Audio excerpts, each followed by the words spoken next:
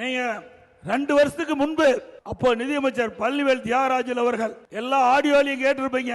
30,000 கோடியை கையில வைத்துக் கொண்டு என்ன செய்வது என்று தெரியாம திரு சபரீஸ்வர், திரு உதயநிதி அவர்கள் தடுமாறி கொண்டிருக்கிறார் என்று எல்லா வலைதளங்களிலும் வந்தது. நீங்களும் கேட்டிருப்பீங்க. அப்பவே 30,000 கோடினா இப்ப எத்தனை ஆயிரம் கோடி கொள்ளையடிச்சிருப்பாங்க பாருங்க, சிந்திச்சு பாருங்க. அது மட்டும் இல்லைங்க, இந்த ஹவாலா பணம் இங்க இருந்தா மத்திய அரசாங்கம் அந்த பணத்தை கைப்பற்றி விடும் என்று சொல்லி இங்க இருக்கின்ற இந்த நகர்ப்புற வளர்ச்சித்துறை அமைச்சர் வெளிநாட்டுக்கு பணம் அனுப்பிச்சிருக்கார்.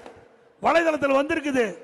அந்த பணம் அனுப்பப்பட்ட தகவல்கள் எல்லாம், செய்திகள் எல்லாம் இன்றைக்கு வலைதளத்தில் வந்திருக்குது.